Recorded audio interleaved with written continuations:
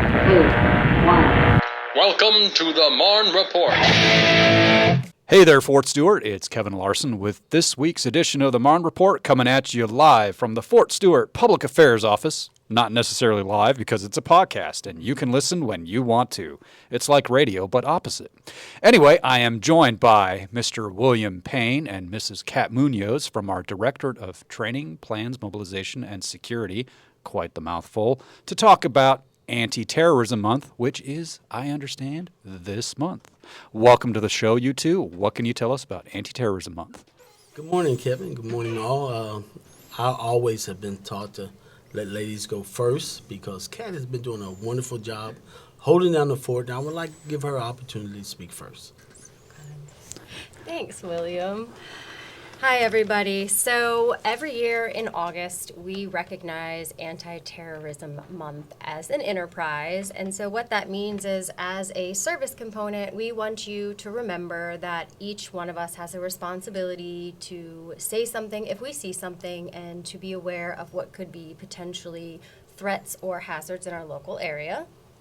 And our focus on this particular year is we want to get the word out to all family members. We've been passing out literature and focusing on the family members because our current situation with the school shootings is something that we want to make sure that family members, if they see something, they say something.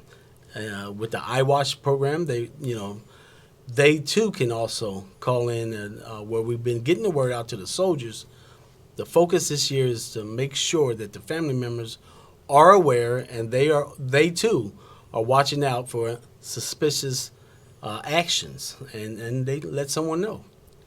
So what are some of those ways that you've been getting out the word to family members? You've got pamphlets, I'm sure, things like that, but what are some of the ways you've been trying to get the word out to families? So in addition to this podcast, pay attention for a Manny on the street, perhaps. He might have a few things to say. There are banners up around the installation on both Fort Stewart and Hunter where you can reference the theme for the year and also I Watch, I Salute contact information. The installation homepage will also most likely run a article, if not in the front line, on the SharePoint or Facebook page reminding you of the things we just went over. Also, we've, to the things that Mrs. Munoz has already covered, we've reached out to the different brigades and asked them to please pass out the literature, but once again, making sure that their family members are involved in that and getting the word out, and they've been doing a great job.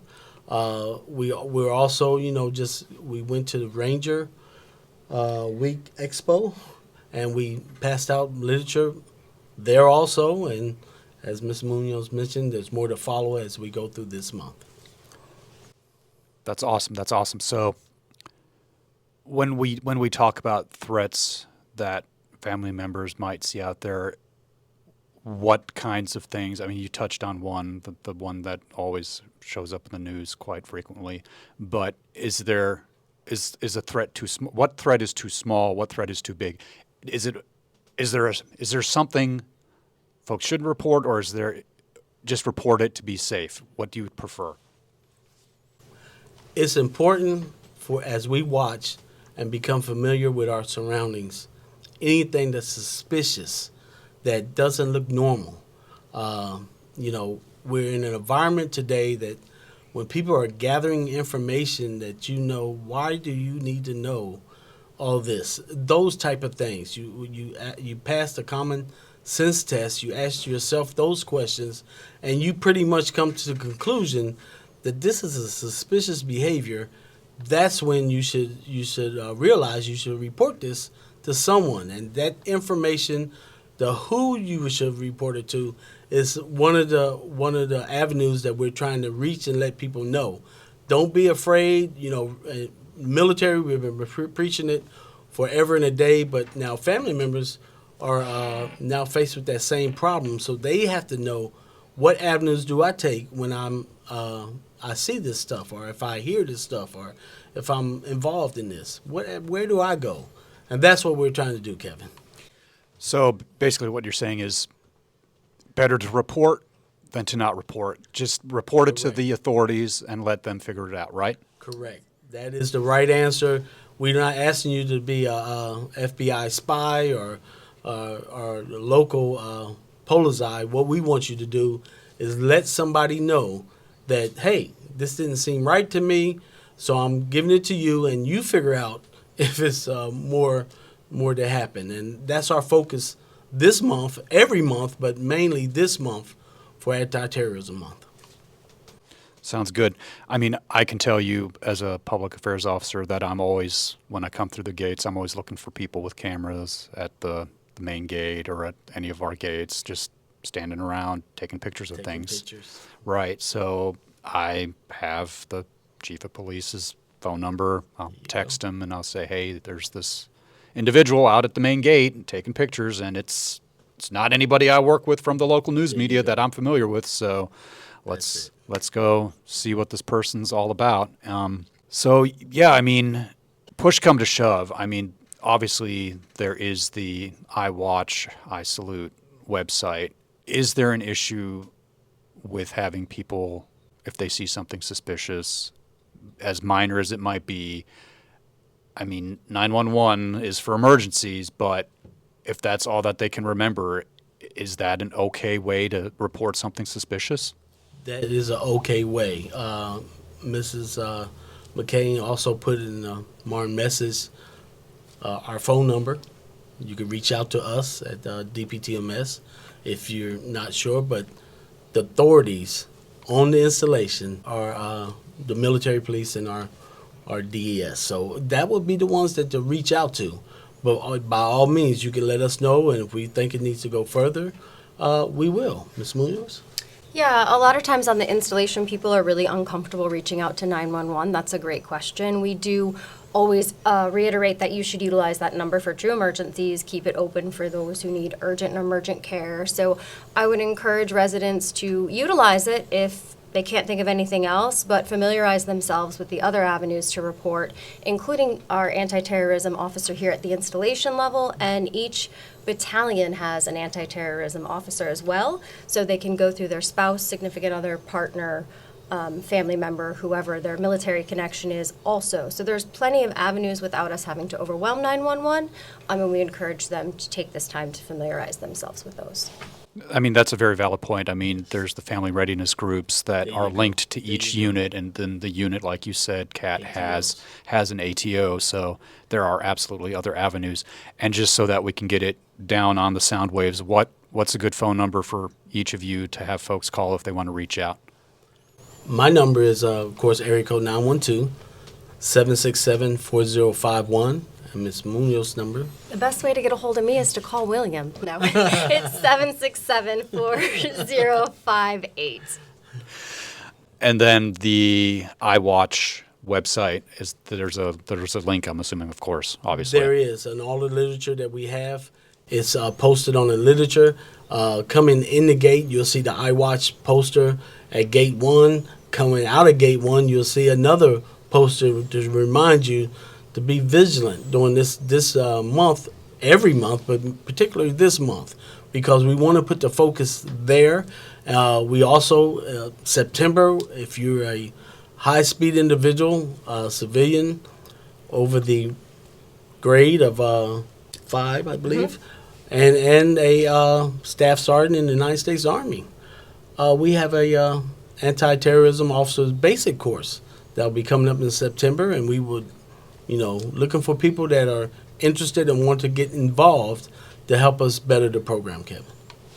That's fantastic. That's good to know. I mean, I am, as one of my additional duties, as assigned the ATO for the public affairs section, so I might have to sign up for that course to get squared away in high speed. I need some instruction, Mr. Payne. So is there anything that I forgot to ask or that you'd like to add to close out this wonderful edition of the Marne Report? Kevin, I think you did a wonderful job. I will only mention that our supervisor, Mr. Dan Walters, also is actively involved during this month, and if you can't reach us, his number is area code 912-767-3988, and you can reach him. And of course, the chain goes up with Mr. Bills, and ultimately Mr. Mulberry. If you just can't find nobody to report to and don't want to report it to the police. But I think this is great, and thank you for taking the time to help us get the word out for Antiterrorism Month here at Fort Stewart and Hunter Army Airfield. I would just add one thing, Kevin. I would encourage people, we talked a lot about their responsibility to report, but also a part of being a good steward is to be mindful of what you put out as well. So this is not OPSEC Awareness Month, that's another time, but a big part of anti-terrorism is being aware of the information we share. Because of the news, we all know that there's been a lot of mobilization, both deployment and redeployment here at Fort Stewart and Hunter lately. Please be mindful about the information about comings and goings that you're sharing, about units, locations, where they're returning from, where they were. That is valuable information to those terrorist groups and extremist groups looking to target us. Absolutely. So in addition to your responsibility to watch out, be mindful of your own actions and make sure you're not providing a gateway for them to access us.